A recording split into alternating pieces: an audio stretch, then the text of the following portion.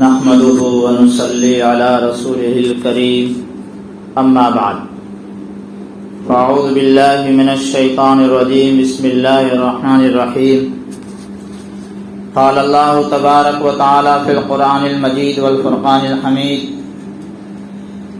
وآية لهم الأرض الميتة أحييناها وأخرجنا منها حبا فمنه يأكلون وجعلنا فيها جنات من نخيل وأعناب وفجرنا فيها من العيون ليأكلوا من ثمره وما عملته أيديهم أفلا يشكرون وقال النبي صلى الله تعالى عليه وسلم أكثروا ذكر هازم اللذات الموت أو كما قال عليه الصلاة والسلام. درود شریف پڑھو. اللهم صل على سيدنا ومولانا محمد وعلى آل سيدنا ومولانا محمد وبارك وسلم. اللهم صل على سيدنا ومولانا محمد وعلى آل سيدنا ومولانا محمد وبارك وسلم. اللهم صل على سيدنا ومولانا محمد وعلى آل سيدنا ومولانا محمد وبارك وسلم. میرے عزیز بھائیوں اور بزرگوں، اس دنیا میں نہ ہم اپنی مرضی سے آئے ہیں اور نہ اپنی مرضی سے جائیں گے، بلکہ اللہ رب العزت نے حکم فرمایا تو آ گئے، اور جب اللہ کا حکم ہوگا تو نہ چاہتے ہوئے بھی یہاں سے جانا پڑے گا.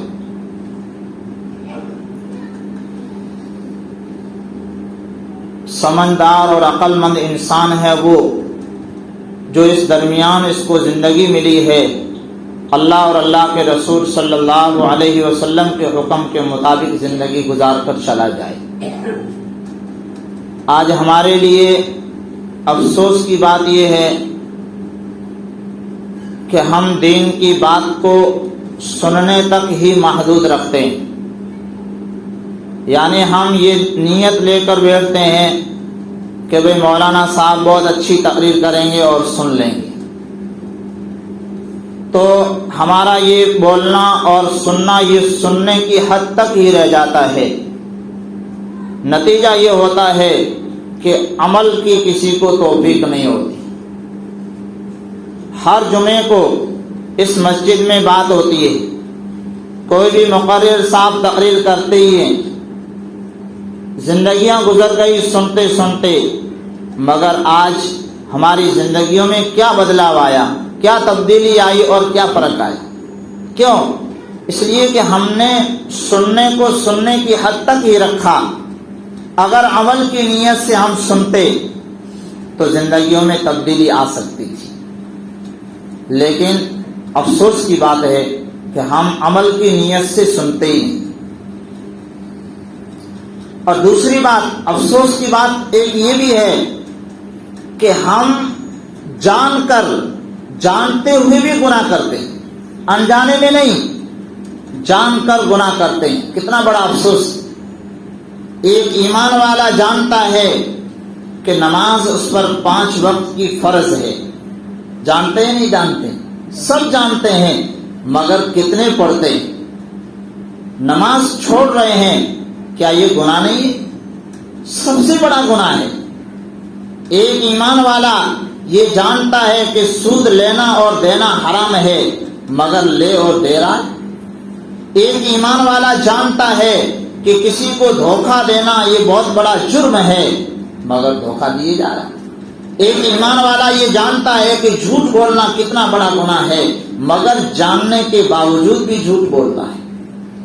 ایک آدمی جانتا ہے کہ ظلم کتنا بڑا گناہ ہے، پھر بھی وہ ظلم کیے جا رہا ہے. کیوں؟ یہ گناہ جاننے کے باوجود یہ گناہ کیوں ہو رہے ہیں؟ وجہ اس کی ایک یہ ہے، وہ یہ ہے کہ ہمیں آخرت کا یقین نہیں. موت کا یقین تو ہر ایک کو ہے، لیکن آخرت کا یقین کسی کو نہیں. یا تو غفلتوں میں زندگیاں گزر رہی ہے، یا ابھی تک دلوں میں یقین نہیں آیا ہے کہ مرنے کے بعد بھی ایک زندگی آنے والی ہے. اگر یہ یقین آ جائے تو پھر انسان کی زندگی میں تبدیلی اور بدلاؤ یقیناً آئے گا۔ جب آدمی بے پرواہ ہو جاتا ہے، بے فکر ہو جاتا ہے، تو پھر انسان گناہ پہ گناہ کیے جاتا ہے۔ جب آخرت کا یقین آ جائے گا اس دل میں کہ مرنے کے بعد مجھے اللہ کے سامنے حساب دینا ہے، تو میرے عزیز بھائیوں وہ بہت کم گناہ کرے گا، یا تو بالکل کرے گا ہی نہیں، اور اگر گناہ ہوگا بھی تو بہت کم ہوگا، اور اگر گناہ ہو بھی گیا تو فوری طور پر وہ توبہ کی جو ہے کوشش کرے گا۔ آج ہماری اتنی زندگیاں گزر گئی، گناہ پہ گناہ کیے جا رہے ہیں، گناہ پہ گناہ، اور کہتے ہیں کہ ہم نے کیا گناہ کیا؟ نماز چھوڑ رہا ہے، کہتا ہے کیا گناہ کیا؟ لیکن توبہ کی توفیق نہیں ہوتی ہے۔ کیوں؟ اس لیے کہ آخرت کا یقین نہیں۔ جب یہ آخرت کا یقین آئے گا تو پھر انسان من مانی زندگی نہیں گزارے گا، بلکہ وہ رب چاہی زندگی گزارے گا، اور ہر وقت اس کا دل اس کو جو ہے الارم لگاتا رہے گا، بجاتا رہے گا، ہر وقت گھنٹی بجتی رہے گی۔ اگر گناہ کی طرف جائے گا تو دل کہے گا یہ گناہ ہے، یہ جرم ہے، اور کل کیا، جس وقت آنکھ بند ہوگی اللہ کے سامنے جا کر تجھے حساب دینا ہے۔ جب حساب کا یقین ہوگا تو پھر یہ انسان گناہ نہیں کرے گا، پھر یہ غلط نہیں کمائے گا، حرام کمائی نہیں کرے گا۔ کیوں؟ وہ اس بات کو دل میں جان لے گا کہ اگر آج میں حرام کمائی کر رہا ہوں، اگر کسی کا مال جو ہے ظلمن اگر لے رہا ہوں، تو مرنے کے بعد یہ مال میرے کسی کام کا نہیں رہے گا، یہ دوسروں کا مال ہو جائے گا، اور چلو میرے رشتہ دار لے لیں گے، پھر بھی وہ گناہ کا جو ہے حرام کا مال ہے، ان کو بھی میں جو گناہ بنا کر چلا جاؤں گا۔ اور جب انسان بے پرواہ ہو جاتا ہے تو پھر یہ سوچتا ہے کہ مال آنا چاہیے کسی بھی طریقے سے آئے، اور آج ہماری زندگیاں کچھ اسی طریقے سے گزر رہی ہے۔ کیوں؟ اس لیے کہ آخرت کا یقین نہیں۔ میرے عزیز بھائیو، اللہ رب العزت نے ہمیں یہ ایک موقع دیا ہے، یہ ہمیں زندگی دی ہے۔ کیوں؟ تاکہ ہم آخرت کی تیاری کر کے چلے جائیں اور مرنے کے بعد ہم جنت کے حقدار بن جائیں، اللہ رب العزت ہم سے راضی ہو جائے۔ جب وہ رب راضی ہو جائے گا تو پھر جو ہے جنت یقینی ہو جائے گی۔ اور یہ موقع دیا ہے، یہ موقع اگر ہاتھوں سے چلا گیا تو پھر مرنے کے بعد میں کوئی موقع نہیں ہے۔ دنیا میں اگر انسان ناکام ہو جاتا ہے تو اس کو دوسرا موقع بھی مل سکتا ہے۔ جیسے مثال کے طور پر ایک اسکول میں یا مدرسے میں پڑھنے والا بچہ اگر اس نے محنت نہیں کی اور کلاس میں فیل ہو گیا تو اس کو دوبارہ موقع دیا جاتا ہے کہ آپ آئندہ محنت کر کے پھر جو ہے پاس ہو سکتے ہیں۔ لیکن مرنے کے بعد اگر یہاں سے وہ فیل ہو کر چلا گیا تو اس کو پاس ہونے کا کوئی موقع نہیں دیا جائے گا۔ امام غزالی رحمت اللہ علیہ نے ایک عجیب مثال سے اس بات کو سمجھایا،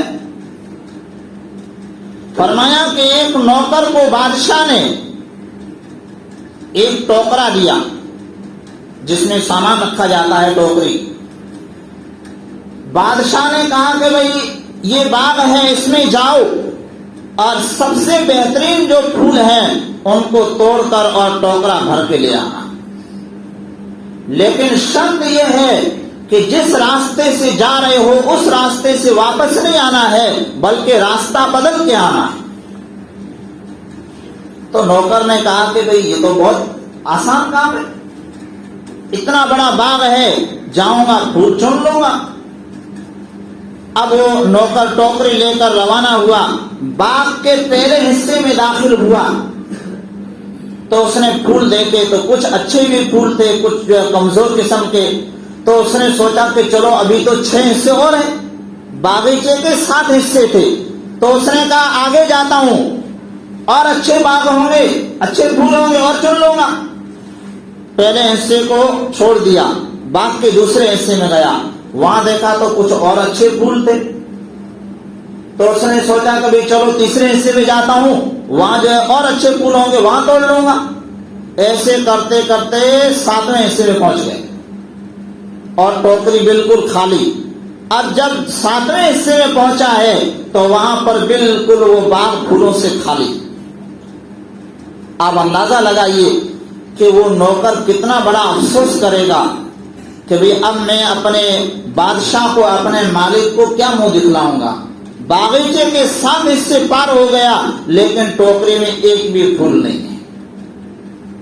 اسی طریقے سے اللہ رب العزت نے ہمیں اس دنیا کے باغ میں بھیجا ہے اور ٹوکرا یعنی نامہ اعمال ساتھ میں لے کر بھیجا ہے کہ تم اچھے اچھے پھول چن کر آنا، یعنی نیک اعمال کر کے اور اس دفتر میں، اس ٹوکرے میں بھر کے لانا، اور جب آخری حصے میں پہنچو گے یعنی قبر، تو وہاں پر کوئی پھول نہیں ہوگا، بالکل وہ باغ جو خالی ہوگا۔ میرے عزیز بھائیو، آج ہماری زندگیاں اسی طریقے سے گزر رہی ہے۔ بچہ ہے تو وہ سوچتا ہے کہ جوان ہو جاؤں گا، جوان سوچتا ہے کہ ابھی کچھ کما لوں، تھوڑا بوڑھا ہو جاؤں گا تو پھر مسجد کا کھوٹا بن جاؤں گا۔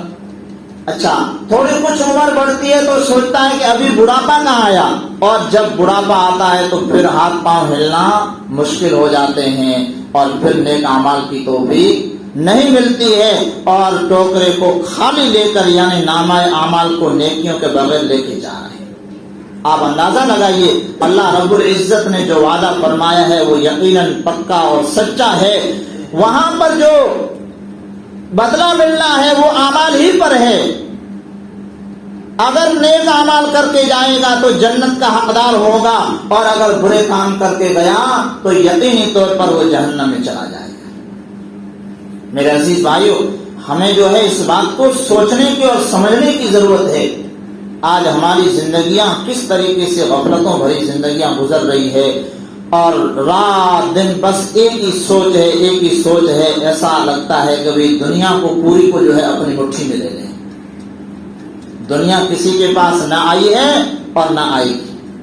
آپ بتا دیجئے، پوری دنیا کسی کے پاس آ گئی ہو، اگر کچھ مال آیا بھی تو جیسے ہی آنکھ بند ہوئی مال جو ہے ہاتھ سے چھوٹ گیا۔ جب انسان مر جاتا ہے تو پھر وہ مال اس کا نہیں رہتا ہے، وہ مال دوسروں کا ہو جاتا ہے۔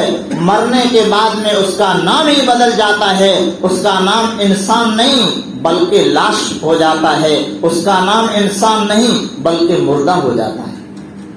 مرنے کے بعد میں آپ سرکاری جو ہے کاغذ میں اس کا جو ہے انگوٹھا کرا لیں یا دستخط کرا لیں، مانا جائے گا؟ نہیں۔ تو مرنے کے بعد میں کوئی موقع نہیں دیا جائے گا۔ امریکہ کا ایک بہت بڑا آدمی مائیکل جیکسن، جس کے بارے میں آتا ہے کہ اس نے 2009 میں غالباً پہلا جو ہے اس نے ایلبم بنایا، اپنی تصویریں وغیرہ خوبصورت میوزک وغیرہ بنا کر سیٹ کیا، اور کروڑوں لوگوں نے اس کو دیکھا، تو اس کو کروڑوں روپے کی آمدنی ہوئی اور بہت بڑا مالدار بن گئے۔ مائیکل جیکسن کے پاس جب اتنا سارا مال آ گیا، پھر اس نے دوسرا ایلبم بنایا تو 6 کروڑ لوگوں نے ہاتھوں ہاتھ اس کو لیا، تو کروڑوں روپے جو ہے اس کو مل گئے۔ پھر اس نے کہا کہ بھئی میں اس دنیا میں 150 سال کی زندگی گزار کر جاؤں۔ جب مال آتا ہے تو انسان کی حرص اور لالچ اور بڑھ جاتی ہے۔ اب اس نے یہ انتظام کیا کہ مجھے وقت سے پہلے یعنی 150 سال سے پہلے موت نہ آئے، اس کے لیے اس نے بہت سارے انتظامات کیے۔ کیا انتظامات کیے؟ اس نے اپنا گھر بڑی ہاسپٹل کے پاس میں بنایا، وہاں پر اس نے پلاٹ لیا اور بڑا عالیشان گھر بنایا، پیسوں کی کوئی کمی نہیں تھی۔ کیوں؟ کہ اگر مجھے کوئی درد ہوتا ہے، کوئی تکلیف ہوتی ہے تو ہاسپٹل قریب میں ہوگی، فوری طور پر میں ہاسپٹل پہنچا۔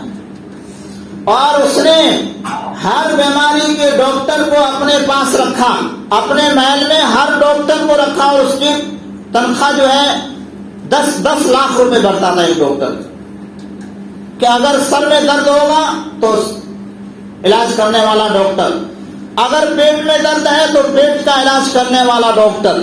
اس طریقے سے ڈاکٹروں کے جو ہے لاکھوں روپے وہ بھرتا تھا۔ ہوتے ہوتے ایک مرتبہ جب وہ 52 سال کی عمر کو پہنچا، کتنا؟